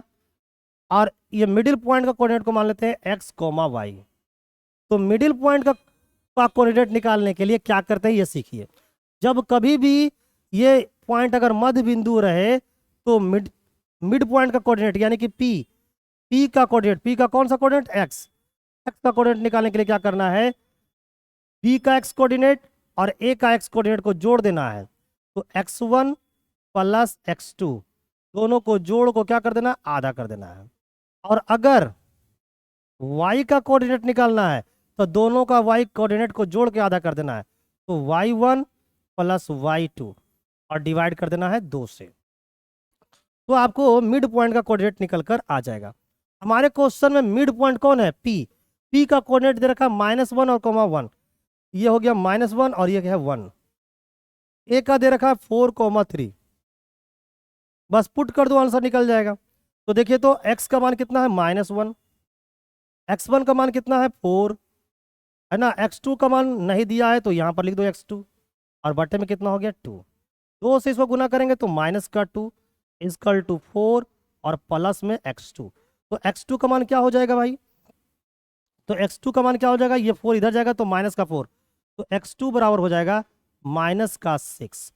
अब यहाँ पर y का पुट करो मान, y का मान कितना है 1 इक्वल टू y1 का मान कितना है 3, तो यहाँ पर हो गया 3 प्लस y2 और नीचे में हो जाएगा 2, तो 2 को 1 से गुना करेंगे तो 2 इक्वल टू 3 प्लस में क्या हो जाएगा y2, तो y2 का वैल्यू क्या हो जाएगा, y2 की वैल्यू हो जाएगी आपको 2 -3, 2 -3 मतलब माइनस का 1, तो जो कोऑर्डिनेट निकलेगा पॉइंट बी का वो x कोऑर्डिनेट निकल जाएगा -6 और y कोऑर्डिनेट निकलेगा -1। ये हमारा क्या निकल गया, फाइनल आंसर। और ये कहाँ दिख रही है हमें, ऑप्शन नंबर बी में। तो ये आपके कोऑर्डिनेट जियोमेट्री का क्वेश्चन है, मिडिल पॉइंट का कॉन्सेप्ट है कि अगर कोई पॉइंट किसी रेखाखंड को है ना 2 बराबर भागों में बांटते हैं तो उस मिड पॉइंट का कोऑर्डिनेट कैसे निकालते हैं, इसका क्या तरीका है। तो ये मिड पॉइंट का कोऑर्डिनेट निकालने का तरीका था, जो पॉइंट दिया था हमने उस पर पुट कर दिया और आंसर को निकाल लिया। अच्छी लग रही है तो एक बार लाइक कर दो, है ना, चैनल को सब्सक्राइब कर दो और एक बार मेरे दोस्त अपने गुरु के लिए एक बार शेयर कर दो। देखिए क्या बोला गया है, ए और ये बी क्रमशः 15 और 30 दिनों में अकेले किसी काम को पूरा कर सकते हैं, अकेले किसी काम को पूरा कर सकते हैं। वे कितने दिनों में एक साथ मिलकर इस काम को पूरा कर सकते हैं, एक साथ मिला देना। देखिए ए अगर अकेला करे तो कितना दिन लगाता है आपको 15 दिन, बी अगर अकेला करे तो कितना लगाता है 30 दिन। तो हमसे पूछा कि अगर ये दोनों व्यक्ति मिल जाए, ए और कौन बी, ये दोनों मिल जाए तो काम कितने दिन में खत्म होंगे, तो कुछ नहीं करना, दोनों को मिलाकर अगर निकालना रहे तो कुछ नहीं करना, दोनों को टाइम को गुना कर दो, तो दोनों को टाइम को गुना कर दिए। मिला के पूछा है तो दोनों को जोड़ दो और जोड़ के क्या कर दो डिवाइड कर दो, तो 15 और कितना 30 45 से इसको डिवाइड कर दो, आपका आंसर निकल कर तैयार हो जाएगा। देखिए कैसे, 15 से काटेंगे 3 बार में, 3 से काटेंगे 10 बार में, यानी अगर दोनों मिलकर अगर उसी काम को करेगा तो मात्र 10 दिन में ही क्या कर देगा, निपटा देगा। आंसर हो जाएगा हमारा ऑप्शन नंबर ए। ये टाइम एंड वर्क से क्वेश्चन था, ठीक है। Next question number 16, question number 16 है, ये हमारा क्या है, क्वाड्रेटिक इक्वेशन यानी कि द्विघात समीकरण का है। इससे भी आपके क्वेश्चन एग्जाम में पूछे जाते हैं। पता है कि समीकरण, निम्नलिखित समीकरण में से किसके मूल्य बराबर होंगे, किसके मूल्य बराबर होंगे। अब यहाँ पर मूल्य बराबर का क्या कॉन्सेप्ट है आपको मैं बताता हूँ। अगर डी का मान, डी का मतलब होता है डिस्क्रिमिनेंट यानी कि विवेचक, अगर डी का मान आपको 0 के क्या हो जाए बराबर हो जाए, अगर डी का मान क्या हो जाए 0 के बराबर हो जाए, तो वैसे कंडीशन में जो रूट होते हैं ना, वैसे कंडीशन में जो मूल होते हैं, जो मूल वो होते हैं या फिर जो रूट होते हैं, रूट को हिंदी में क्या बोलते हैं मूल, ये जो होते हैं वो मेरे दोस्त वो बराबर होते हैं। तो डी का मान क्या होना चाहिए 0 के बराबर। अब डी बराबर क्या होता है फॉर्मूला, तो डी बराबर फॉर्मूला होता है b² माइनस का 4ac। तो हम लोग को चेक कर लेना है, जिसका b² माइनस 4ac का मान 0 आ जाए समझ जाओ उसका मूल बराबर होगा। तो चेक कीजिए, तो इसमें b² माइनस 4ac, बी का मान कितना -13, b² माइनस 4 हो गया, ए का मान 1 है और सी का मान 22 है, तो 13 का स्क्वायर 169, 169 में से 88 जाएगा तो क्या 0 होगा, नहीं, इसका मतलब ये गलत है। यहाँ पे देखो बी का मान कितना है -7, 7 का स्क्वायर 49 -4, ए का मान कितना है 1 और सी का मान कितना है 10, तो मेरे 7 का स्क्वायर 49 में से 40 जाएगा 0 होगा, नहीं, इसका मतलब ये भी गलत है। यहाँ पर देखो बी का स्क्वायर -2, 2 का स्क्वायर -2 का यह स्क्वायर हो गया -4, ए का मान कितना है 1, सी का मान कितना है 26। तो मेरे दोस्त क्या ये बी स्क्वायर का मान कितना हो गया 4, 4 में से 104 जाएगा तो क्या 0 होगा? नहीं, इसका मतलब ये भी गलत है। इसका निकाल के देख लो, बी स्क्वायर 4, सॉरी बी का मान कितना है 8, ये हो जाएगा 8 का स्क्वायर -4। ए का मान कितना है? ए का मान है 4 है ना, और सी का मान कितना है 4। तो मेरे दोस्त 8 का स्क्वायर 64, और 4 गुना 4 गुना 4 ये भी कितना है 64, और बीच में क्या है माइनस, इसको घटाओ तो 0 हो गया। तो कहाँ मिला? Option number D. तो ऑप्शन नंबर डी एक ऐसा द्विघात समीकरण है जिसके जो मूल्य होंगे वो बराबर होंगे। क्यों बराबर होंगे? क्योंकि वहां पर बी स्क्वायर -4 इसी का मान जो होता है वो आपको 0 के बराबर होते हैं। ठीक है ना? तो देखो, जो हमारा द्विघात समीकरण का स्टैंडर्ड फॉर्म होता है वो क्या होता है? वो होता है ए एक्स स्क्वायर प्लस में बी एक्स, और प्लस में क्या होता है सी इक्वल टू 0। तो देखो तो मेरे दोस्त ए की जगह कितना है 4, तो ए बराबर कितना हो जाएगा 4, बी बराबर कितना है 8। बहुत लोग को ये नहीं समझ पाया होगा तो कि कहाँ से 4 8 लिख रहे हैं सर, तो मैं जरा सा स्टैंडर्ड वैल्यू का फॉर्म का यूज करके आपको बताता हूँ। और सी का वैल्यू कितना हो जाएगा 4। तो ये हमारा है ABC। इसी तरीका से मैंने कंपेयर सबके साथ किया था और ABC का मान निकाल लिया था। ठीक है ना? तो जहां पर D का मान 0 के बराबर हो जाए, है ना, उसको हम लोग बोलेंगे कि यहाँ पर जो रूट निकल के आएंगे वो बराबर होंगे। तो ये थ्योरी है और इसका पूरा इस्तेमाल करके हमने इस क्वेश्चन को क्या कर दिया है? बना दिया है। तो मेरे जो बिहार के युवा नौजवान साथी हैं जो रियल में बिहार DLED, है ना, बिहार B.Ed में टॉप करना चाहते हैं और सरकारी स्कूलों में सरकारी कॉलेजों में दाखिला लेना चाहते हैं, एडमिशन लेना चाहते हैं, वो एक बार मेरे प्यारे मित्र सभी लोगों को शेयर कर दो, है ना। मेरे अंदर ऐसी एनर्जी डालो कि मैं तुम लोग को डेली एक प्रैक्टिस सेट करवाऊं। ये क्या है अगला क्वेश्चन?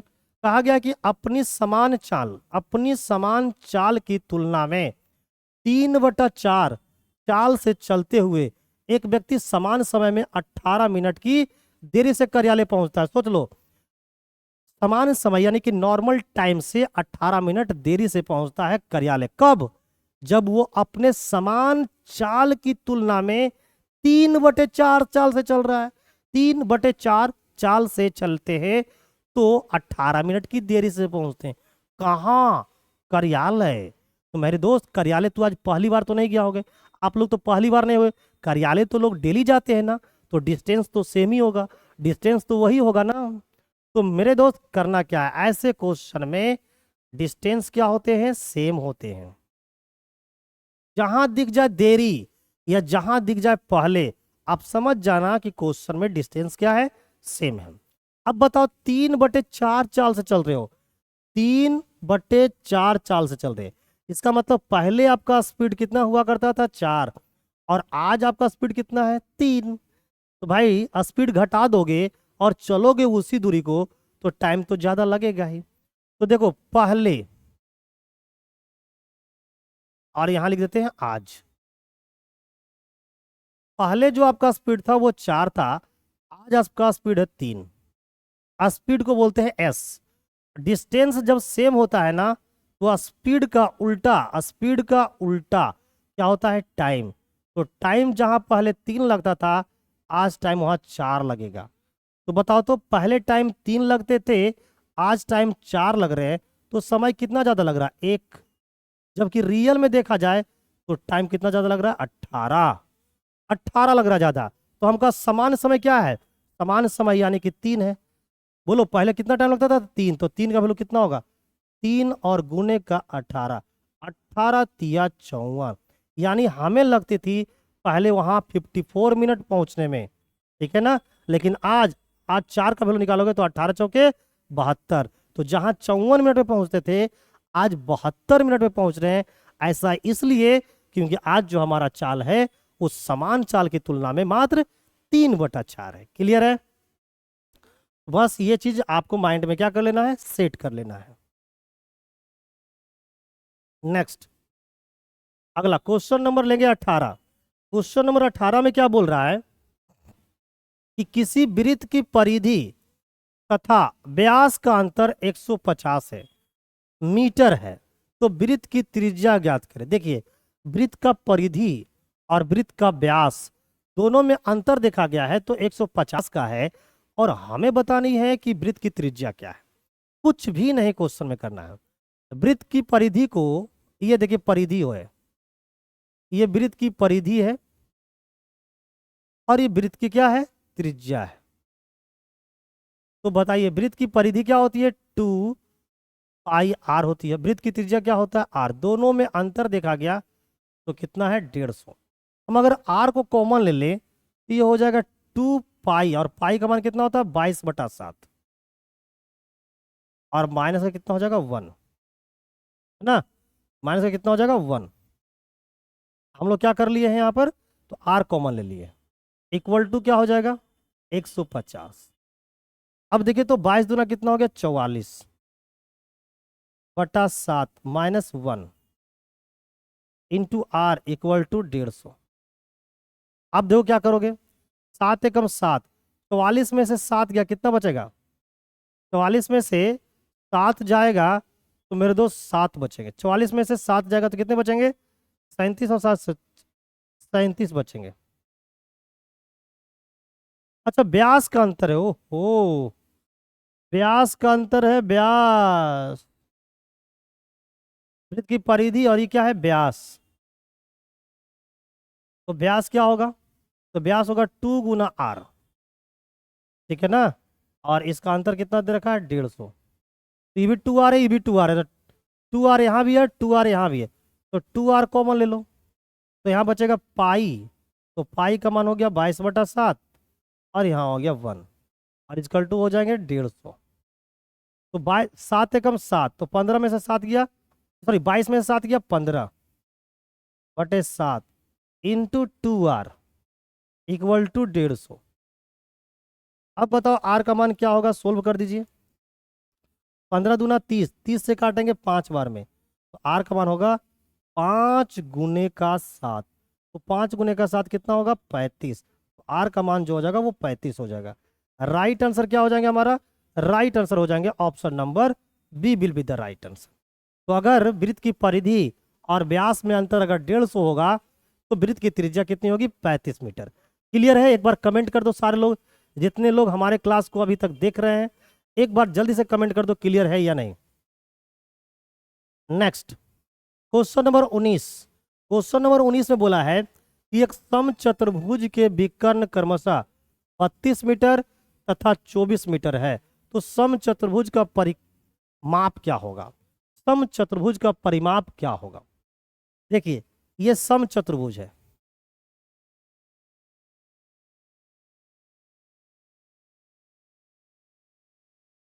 समचतुर्भुज में क्या होता है, चारों भुजा बराबर होते हैं, चारों भुजा क्या होते हैं, बराबर।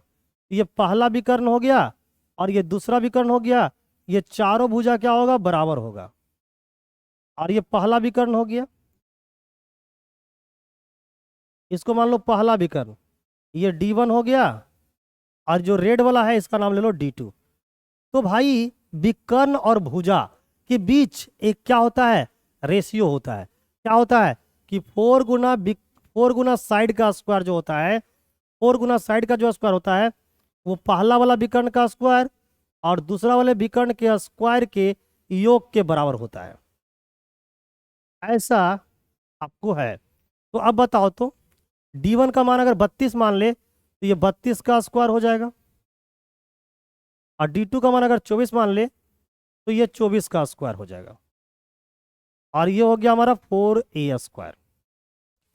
तो जरा सा देखें तो 32 का स्क्वायर कितना होता है, 1024 प्लस 24 का स्क्वायर 576। अगर इसको मैं जोड़ दूं तो 24 और 76 को जोड़ेंगे तो 100 और 5 यानी 1600 आ गया। किसके बराबर में, 4a² के बराबर में। तो a² बराबर क्या होगा, 4 से इसको काट देंगे तो ये 400 बराबर। तो a² का मान 400 आ गया। तो भाई a का मान कितना होगा, √400। तो √400 का मान कितना होगा, 20। यानी साइड जो निकल के आ गया 20 निकल कर आ गया। तो हमें क्या बताना है, परिमाप। तो परिमाप को बोलते हैं, परिमाप जो होता है समचतुर्भुज का परिमाप होता है 4 गुना भुजा, और भुजा क्या है, a है, 4 है, और भुजा का मान आ गया 20। तो 20 चौके 80, 80 इस क्वेश्चन का राइट आंसर होगा option number A. Option number A will be the right answer, ठीक है। नेक्स्ट, ठीक है, अगला क्वेश्चन, अगला क्वेश्चन जरा सा बनाइए आप।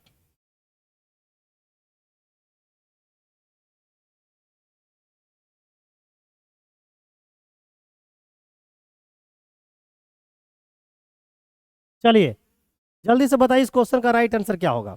देखिए क्या लिखा है, किसी आयत की लंबाई तथा चौड़ाई को 30% और 20% बढ़ा दिया गया तो नए आयत का क्षेत्रफल आयत के क्षेत्रफल से कितना प्रतिशत अधिक होगा। यानी जो क्षेत्रफल आयत की लंबाई को भी बढ़ा दिए, चौड़ाई को भी बढ़ा दिए, तो भाई क्षेत्रफल तो बढ़ेगा ना, क्षेत्रफल तो बढ़ेगा, तो कितना बढ़ेगा ये हमको बताना है। तो क्या करेंगे इस क्वेश्चन में, देखो क्या करना है। ये कोई आयत है और आयत की आप लंबाई को भी क्या कर दे रहे हैं, बढ़ा रहे हैं। लंबाई में कितना बढ़ा रहे हैं जी, बढ़ा रहे हैं तो प्लस हो गया, कितना बढ़ा रहे हैं 30%। और चौड़ाई में क्या कर रहे हैं आप, चौड़ाई यानी कि ब्रेथ, ब्रेथ में क्या कर रहे हैं, तो ये भी बढ़ा रहे हैं कितना 20%। अब बताओ लंबाई भी बढ़ा रहे हैं चौड़ाई बढ़ा रहे हैं, तो क्षेत्रफल कितना बढ़ जाएगा पहले का, ये हमें बताना है। तो भाई ये बताओ लंबाई बढ़ाओगे चौड़ाई, तो बताओ क्षेत्रफल, आयत का जो क्षेत्रफल होता है, आयत का जो क्षेत्रफल होता है यानी कि एरिया होता है, वो लेंथ और ब्रेथ के गुणनफल होता है। लेंथ और ब्रेथ का क्या होता है, गुणनफल होता है। तो भाई जब कभी भी रिजल्ट किससे आए, गुणनफल से आए। देखो यहाँ पर क्या है, गुणनफल, ये क्या है, गुणनफल है ना मेरे दोस्त। लेंथ और ब्रेथ को गुना करेंगे तब क्षेत्रफल निकलेगा। तो ऐसे कंडीशन में आपको सक्सेसिव परसेंट लगा देते हैं। क्या लगा देते हैं, सक्सेसिव परसेंट। तो सक्सेसिव परसेंट लगाने के लिए क्या करेंगे, बस इसको सक्सेसिव परसेंट वाला कॉन्सेप्ट से बना दो, बन जाएगा। तो बताओ लेंथ में कितना बढ़ा 30, चौड़ाई में कितना बढ़ा 20। अब लेंथ और ब्रेथ को दोनों को गुना कर दो, तो 30 और गुना 20 और डिवाइड कर दो किससे, 100 से। ये परसेंटेज हटा दो, कोई दिक्कत नहीं है, ठीक है ना। ये सबको जोड़ दो, ये जोड़ दोगे सबको तो टोटल कितना परसेंट एरिया बढ़ गया वो निकल कर आ जाएगा। 30 और 20 50 प्लस 0 से 0 खत्म, 0 से 0, 3 दूना 6, और जो आएगा जवाब किस में आएगा, परसेंट में। तो 50 और प्लस 6 कितना हो गया, 56% यानी एरिया जो हो जाएगी ना वो 56% बढ़ जाएगी पहले वाला सा। तो राइट आंसर क्या हो जाएगा, डी हो जाएगा। राइट आंसर क्या हो जाएंगे, डी हो जाएंगे। एक तो तरीका है इसको ये निकालने का, और सबसे अच्छा तरीका है इस क्वेश्चन को इसी तरीका से बना लेने का। हालांकि मैं आपको दूसरा तरीका भी बता सकता हूँ, जैसे सीख लो। 30% बढ़ गया, 30% का मतलब होता है 3/10, यानी पहले लंबाई है ना, ये इनिशियल की बात हो रहा है, ये आज की बात हो रहा है। तो पहले अगर लंबाई 10 थी तो आज 3 बढ़ गई, कितनी हो गई 13, है ना। 20% बढ़ गया, 20% मतलब होता है 1/5, यानी पहले अगर चौड़ाई 5 हुआ करती थी तो आज चौड़ाई कितना हो गया 6। अब बताओ तो पहले का क्षेत्रफल कितना होगा, तो पहले का लेंथ पहले का ब्रेथ को गुना कर दो, 10 गुना 5 यानी 50। पहले क्षेत्रफल 50 हुआ करता था, आज क्षेत्रफल 78 हो गया है। तो बताओ क्षेत्रफल कितना बढ़ा, 28 बढ़ा। कहाँ से बढ़ा, तो 50 से बढ़ा। जवाब किस में देनी है, परसेंट में। परसेंट में जवाब देना, 100 से गुना कर दो, 50 दूना 100, तो क्षेत्रफल कितना बढ़ गया, 56%। तो आप ऐसे भी जवाब दे सकते हो। क्लियर है, मेरे पास अनेक भंडार है तरीकाओं का, लेकिन एट ए टाइम कोई एक ही ना दे सकता हूं। चलिए उम्मीद करता हूं आप सीख गए होंगे। क्वेश्चन नंबर 21, क्वेश्चन नंबर 21 में क्या बोला है जरा देख लीजिए। लिखा है कि in a circle of radius 13 centimetre, एक सर्कल है जिसका रेडियस कितना है 13 सेंटीमीटर। अ कोड is at a distance of 5 centimetre in from of the centre, और एक जीवा जो है वो केंद्र से 5 सेंटीमीटर की दूरी पर है। तो what is the length of the code, तो जीवा की लंबाई क्या होगी।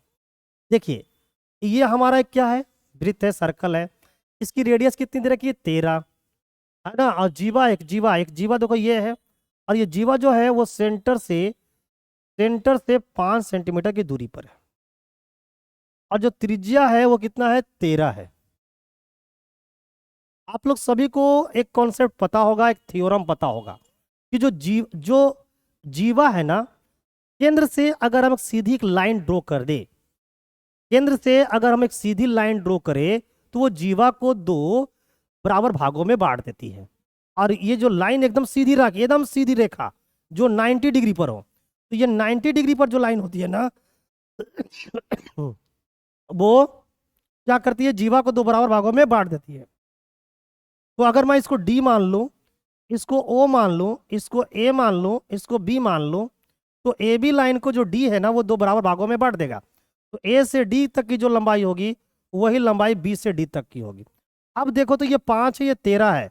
आपने पढ़ा होगा त्रिकोणमिति क्लास 10 में। तो त्रिकोणमिति में ट्रिपलेट काम करते हैं, ट्रिपलेट काम करते हैं। अगर 5 है और 13 दिख गया तो अगला 12 होगा। एकदम ध्यान रख लो, 5 12 13 एक ट्रिपलेट है। तो ये 5 ये 13, इसका मतलब हर हाल में क्या होगा, 12।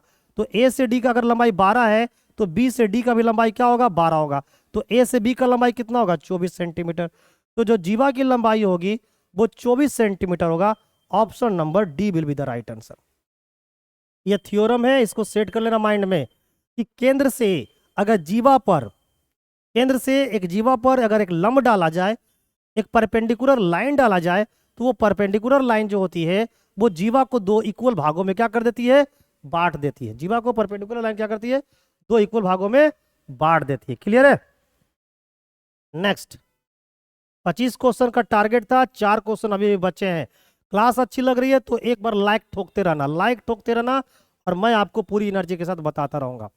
देखिए cos square 45 degree plus sine square 30 degree है ना, और ये साइन स्क्वायर 60 डिग्री है। तो बोला इसका मान किसके बराबर में होगा। अब देखिए साइन स्क्वायर 30 डिग्री और साइन स्क्वायर 60 डिग्री है ना, साइन और साइन में है मेरे दोस्त, साइन और साइन में है। तो भाई आप ये देख लो जरा सा आराम से,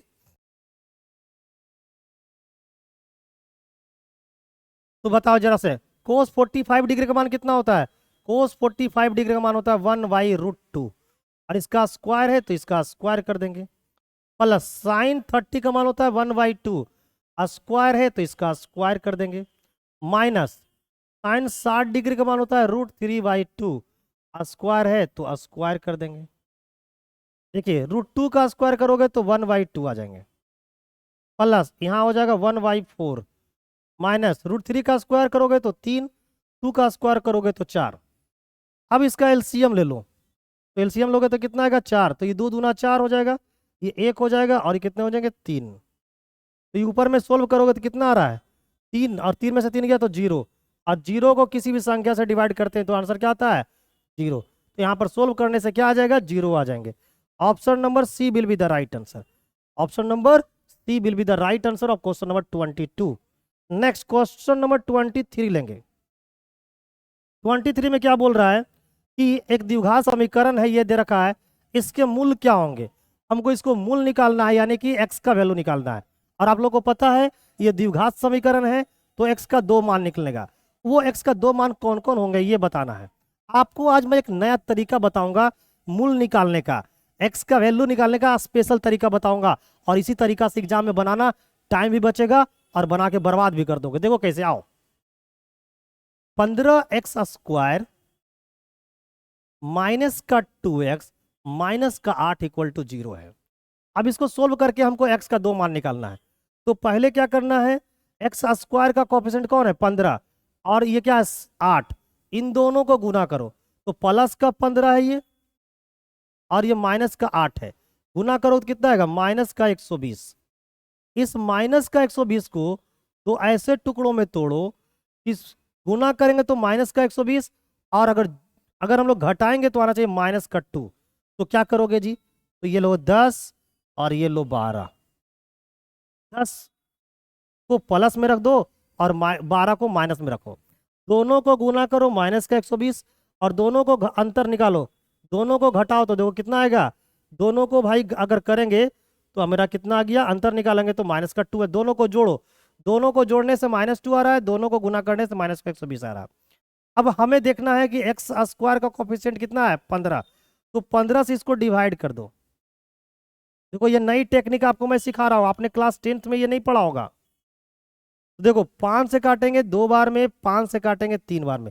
इसको सोल्व किए तो आया प्लस का 2/3। इसको सोल्व करो, 3 से काटेंगे 4 बार में, 3 से काटेंगे 5 बार में। इसको सोल्व किया तो आया माइनस का 4/5। तो x का 2 मान होगा, ये द्विघात समीकरण है तो x का 2 मान होगा। अब देखो जब x का मान बताओगे ना तो साइन को पलट देना, आंसर देते समय, आंसर देते समय साइन को पलट देना। तो ये प्लस का 2/3 है तो ये हो जाएगा माइनस का 2/3। ये माइनस का है तो ये प्लस का हो जाएगा, तो आंसर हो जाएगा 4/5। तो 4/5 और माइनस का 2/3, 4/5 और -2/3, ऑप्शन नंबर बी।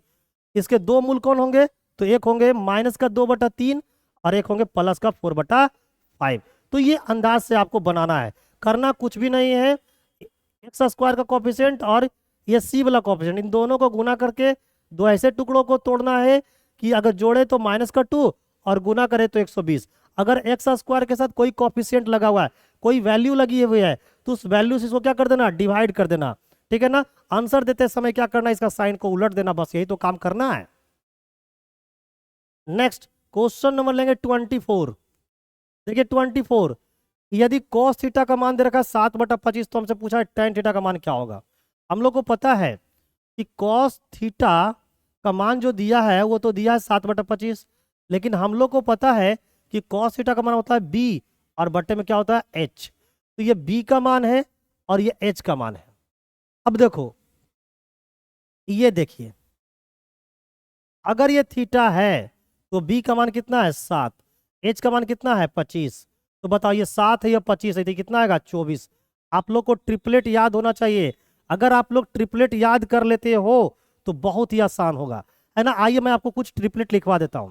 जैसे 3 है, 4 है, तो अगला क्या होगा? 5 होगा। जैसे अगला 6 है, 8 है, तो अगला क्या होगा? 10 होगा, है ना? 5 है, 12 है, तो अगला क्या होगा? 13 होगा। आपको 7 है, 24 है, तो अगला क्या होगा? 25 होगा। ठीक है ना? अगर 8 है, 15 है, तो अगला कितना होगा? 17 होगा, है ना? अगर 12 है, 35 है, तो अगला क्या होगा? 37 होगा। अगर 20 है, 21 है, तो अगला 29 होगा। इस तरीका से आपको ट्रिपलेट याद रख कर लेना है। तो देखिए, तो ये 7 है, ये 24, तो अगला क्या होगा? 25 हो, 24 हो। ये 7 है, ये 25 है, तो अगला क्या होगा? 24। भाई अगला कौन होगा? ये बी है, ये एच है, तो अगला क्या होगा? पी। तो पी का मान कितना हो गया? 24। अब हमसे पूछा tan थीटा का मान, तो tan थीटा बराबर होता है पी और बटे में होते हैं बी। पी का मान कितना है? 24 और बी का मान कितना है? बी का मान है 7। तो आंसर हो जाएगा 24/7। 24/7, option number B will be the right answer. ठीक है ना? तो इस बात को ध्यान देना है। चलिए अब हम लेंगे इस सेट का, मैथ का जो मैथमेटिक्स प्रैक्टिस सेट 1 करवा रहे थे उसका लास्ट क्वेश्चन ले रहे हैं, और उसके बाद आप लोग से मैं जो कमेंट लूंगा उसका जवाब आप लोग जरूर देना। साधारण ब्याज पर निवेश की गई 800 रुपया की एक राशि 8 वर्षों में 1200 रुपया बन जाती है। तो इसी ब्याज दर पर, है ना, इसी ब्याज दर से इसी राशि पर यानी उसी पैसे पर 6 वर्षों का साधारण ब्याज कितना होगा? अब आप ये बताओ, पैसा जो है वो 800 रुपया, 800 रुपया जो पैसा था वो 1200 रुपया हो गया। वह समय कितना लगा? समय लगा आपको 8 वर्ष। तो बताओ 800 रुपया अगर 1200 रुपया होगा तो ब्याज कितना मिला? तो जो सिंपल इंटरेस्ट आपको मिली है वो आपको मिली है 400 रुपया। सिंपल इंटरेस्ट 400 रुपया मिला कितने सालों में? 8 सालों में। तो एक साल का सिंपल इंटरेस्ट क्या होगा? तो क्या करोगे? इस 400 को 8 से क्या कर दोगे? डिवाइड। 80×5 = 400, यानी कि यहाँ पर 8 से डिवाइड करोगे, 8×5 = 40, यानी कि 50 रुपया हर एक साल आपको ब्याज मिलता है। और आपको पता है ना कि सिंपल इंटरेस्ट क्या होता है? हर एक साल बराबर होता है। तो मेरे दोस्त, हर एक साल अगर 50 रुपया ब्याज मिलेगा तो 6 वर्ष में कितना ब्याज मिलेगा? तो 6 वर्ष में कितना ब्याज मिलेगा? 50 से गुना कर दो, 50×6 = 300, यानी 300 रुपया ब्याज आपको प्राप्त होगा। Option number D will be the right answer. Option number D will be the right answer मेरे दोस्त।